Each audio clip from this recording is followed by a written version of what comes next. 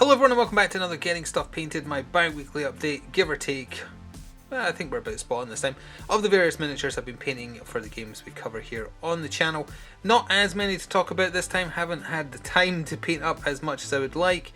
Did get some more scenery done though to talk more about some zenithal shading that I've been going on about for the past couple of updates, but that also means that this one won't ramble on quite as much, because the last couple have rambled a little bit too much.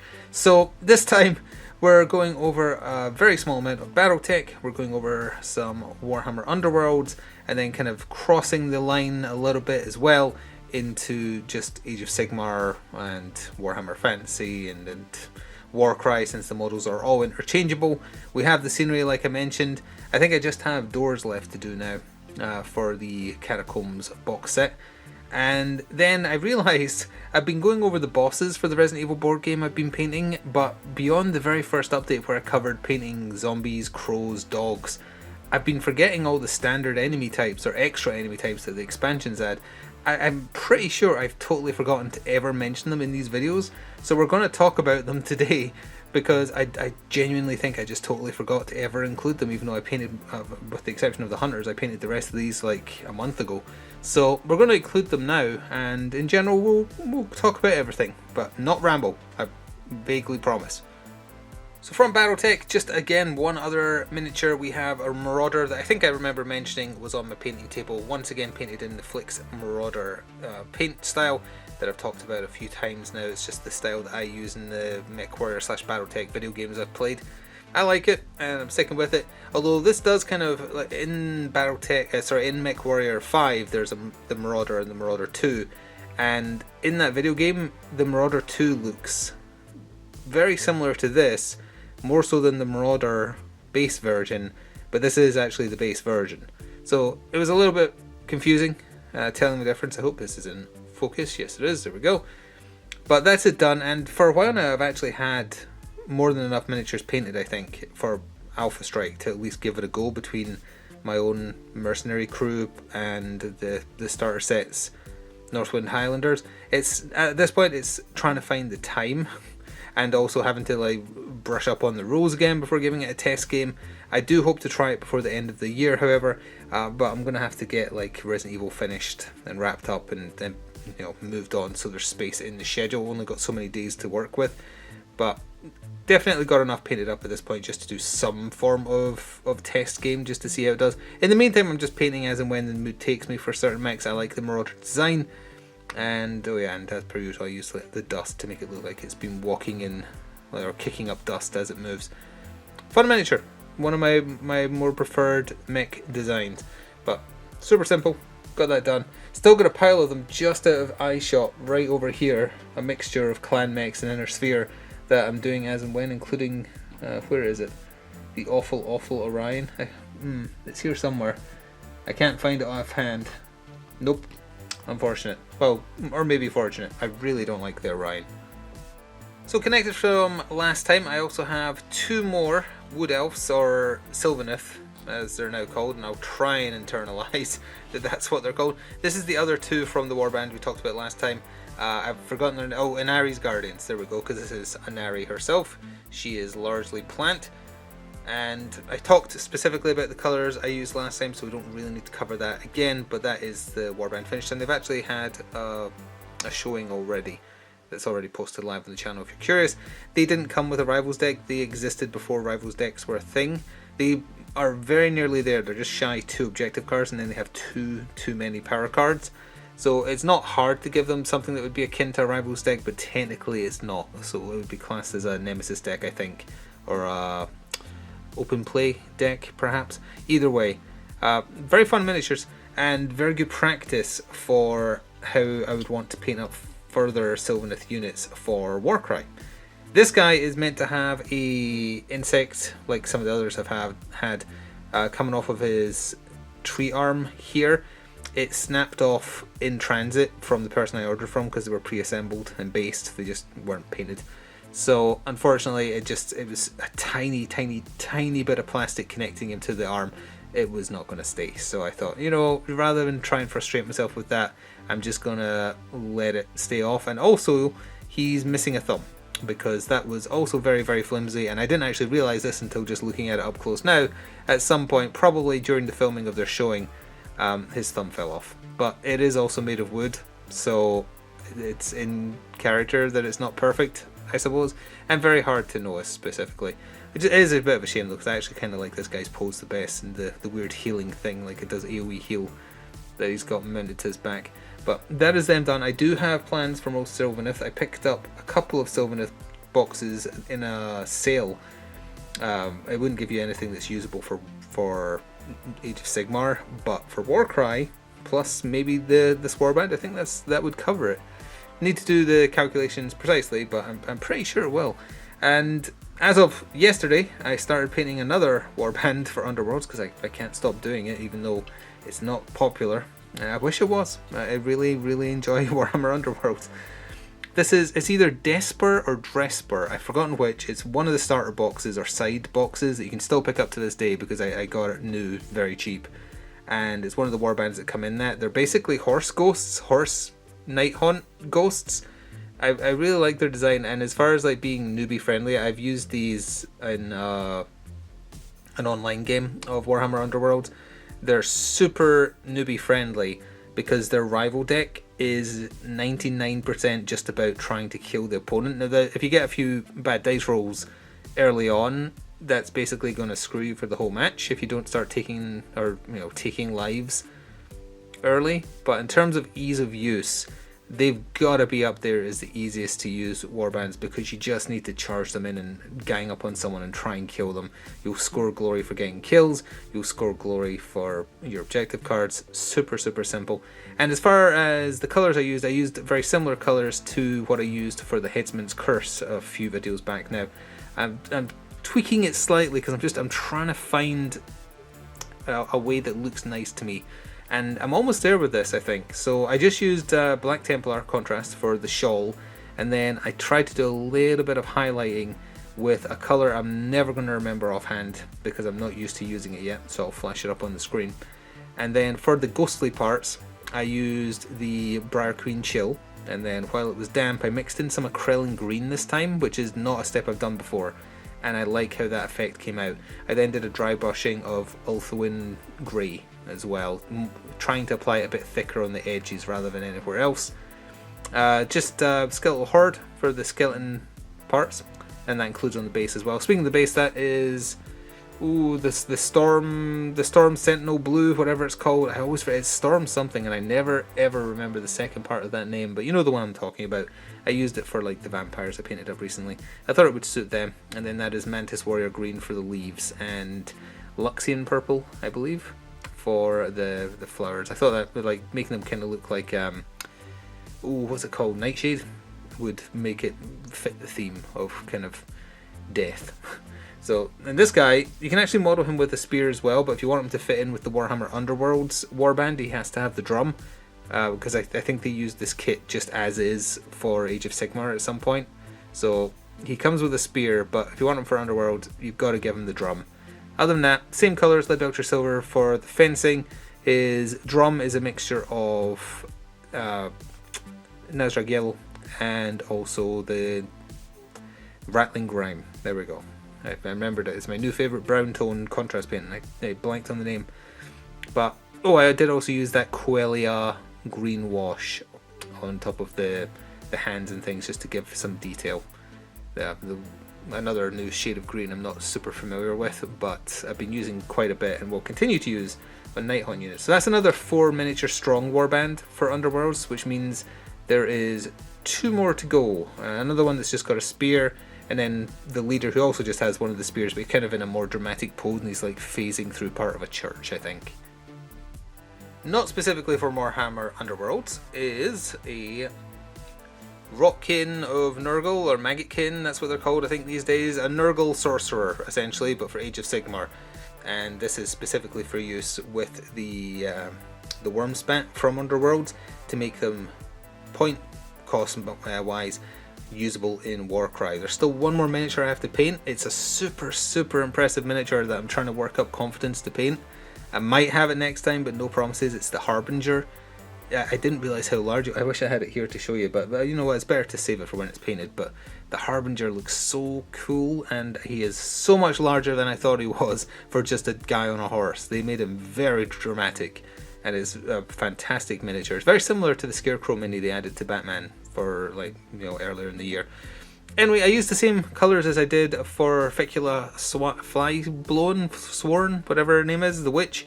So that is Militarum green for the robes, Mantis Warrior green for the shoulder pad, Skeletal Horde for the notepads and skulls, and Snakebite Leather for the woods, Rattling Grime for the backpack, Leadbelcher Silver for the silver parts, the scythe, and a very thickly applied Agrax Earthshade wash over the top. This is another older sculpt, I think. Oh, I think I applied a little bit of Magus Purple while the Gloom and Flesh was damp, because he I don't know how obvious it is, he's got bug parts. He's got a bug hand, he's got a bloated belly, and he's got a fly leg that you can kind of see poking out the robe right there. And he actually comes with an alternative head that is full on fly, but I opted for like the mouth that's going to be spewing. And I actually like the effect I kind of ended up with there, adding just a little bit of brighter green where his tongue would be to make it look like he's throwing up. Disgusting miniature in the Nurgle kind of way, which makes it beautiful. And the base is the base I've been using, that AK brand Plague World, just applying it thickly, letting it dry, and then going over it with Agrax Earthshade to pick out the detail. And it is excellent, really useful. And I use a little bit of the Nurgling Slime Citadel texture paint as well, just to finish it off. Love painting Nurgle stuff, even if when they look super impressive like the Harbinger does, I'm so intimidated to ever to tackle it. But I'll give it a go. So next, let's talk about some scenery, once again, with the exception of these two little switches, which I actually painted a while back when I first started painting the Catacomb scenery. I just forgot to show them off. I actually kind of lost them for a little while. But these are just Leadbelcher Silver and Nazrag Yellow with non-oil over the top. Don't have much to say about them. They do actually serve a gameplay purpose if you use all the rules from the book, I believe. You need them to open certain doors, if you use the doors. But two of them done, not much to talk about. Here though, we have three fairly large bits of scenery, once again done in the Zenithal style that I talked about last time. In this case, it's first coat with a spray paint, pure black, Abaddon black to be exact. Then angling, standard Citadel grey spray paint, doing that, and then doing a little bit of a dry brushing on top as well.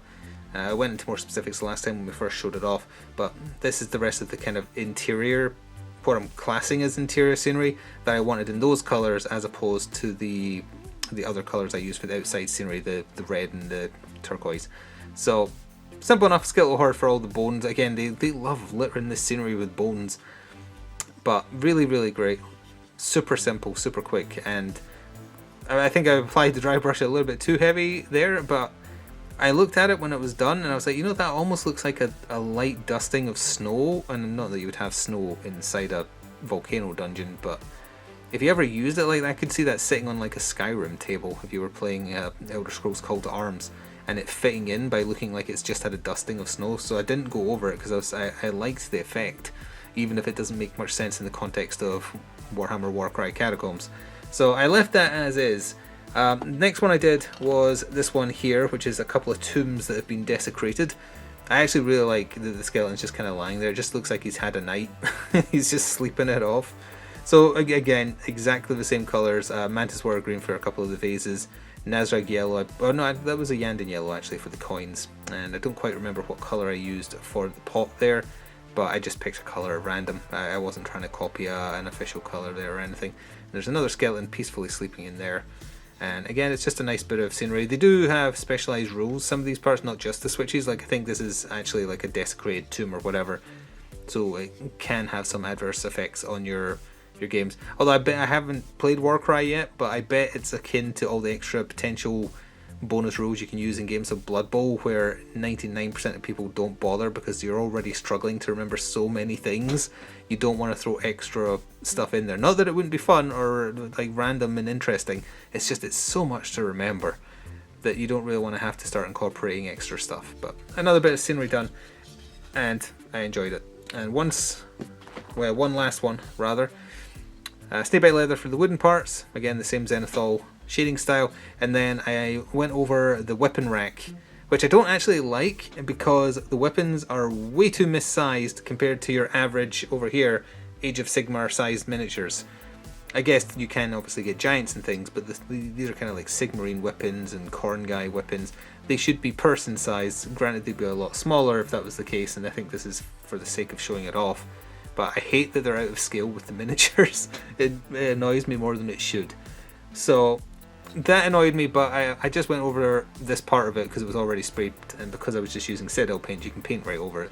I used Leadbelcher Silver to paint over it, and then used an assortment of Nazrag Yellow, Talisar Blue, Bal Red, and which green is that? That is the green. It's called Emerald something.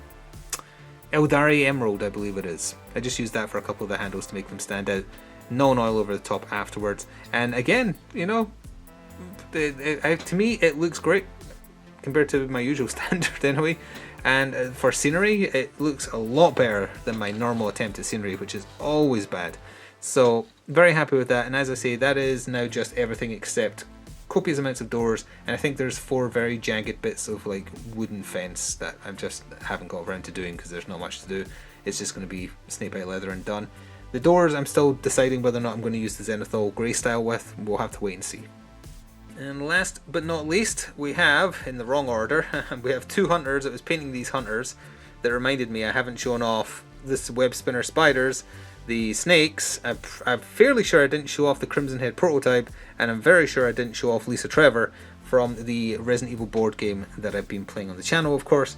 So the hunters are done in a couple of greens, and I believe it was Mantis Warrior green, and then it was just the Koala green wash on top of the base coat for their kind of softer belly. I really don't like the pose for this hunter miniature, by the way, because the way this hand is bent doesn't make any sense.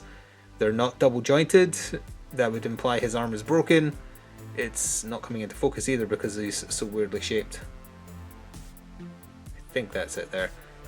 And I actually used orange for their claws. It's hard to tell because I then put the blood effect over them, but I based the colour scheme I went with on the very classic picture of the hunters from the original 1999 Resident Evil. Not even as they appear in the game, I'm talking about the concept art. That's what I used.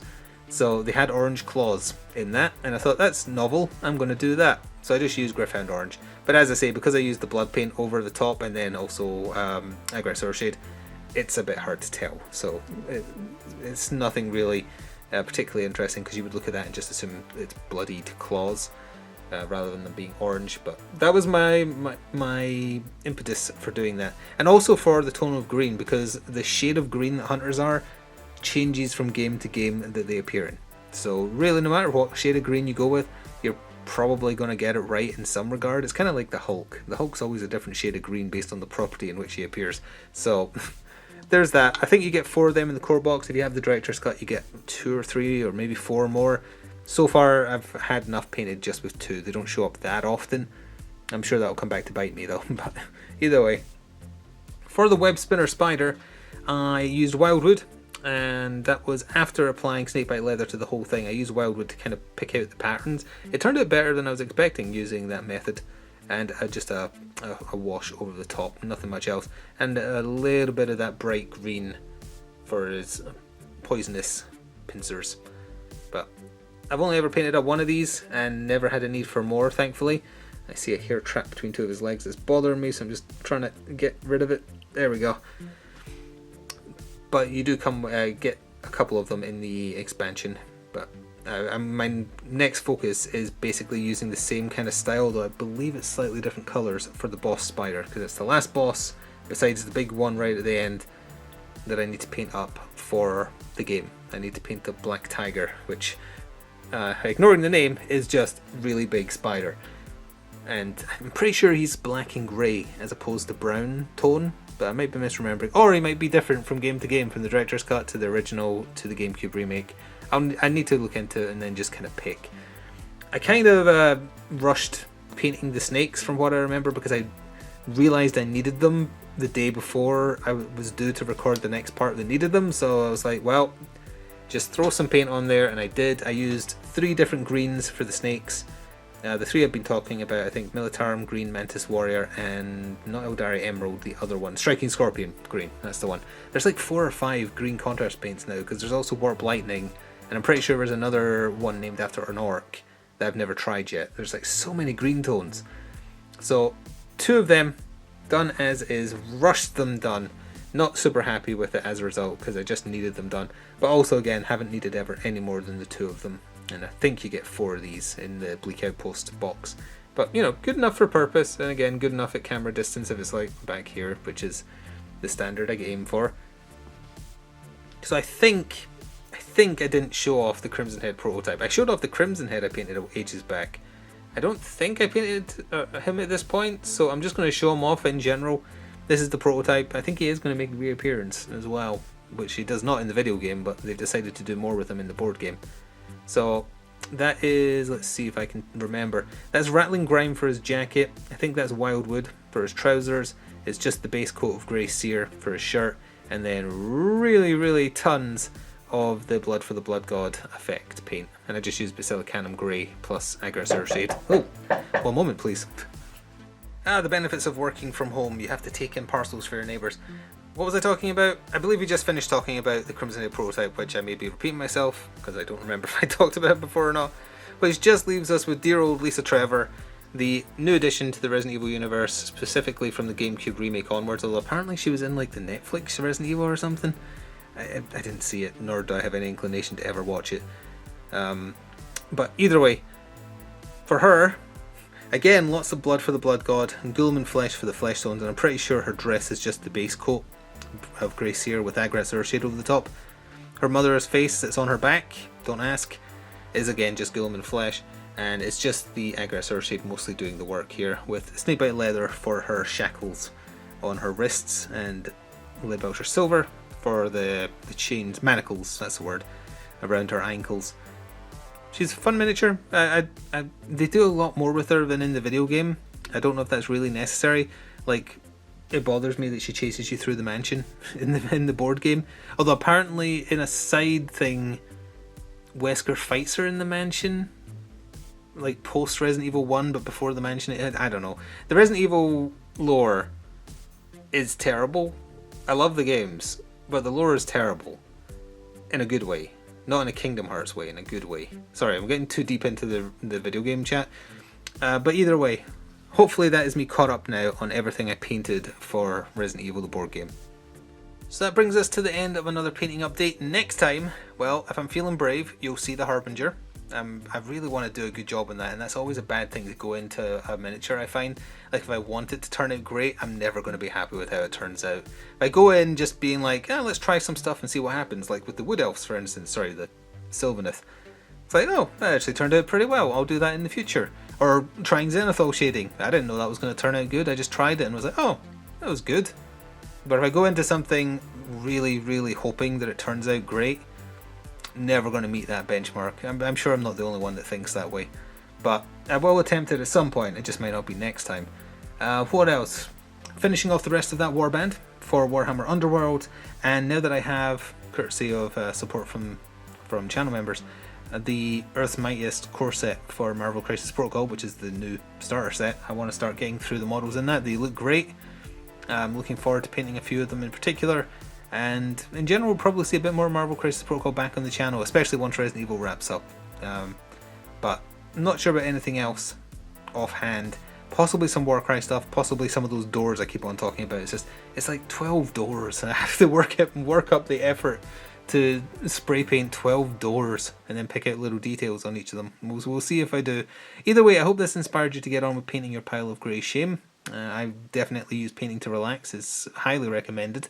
Not just by me, like legitimately it's recommended, like doing something artistic.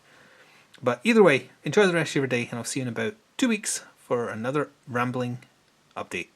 Ta-ta for now.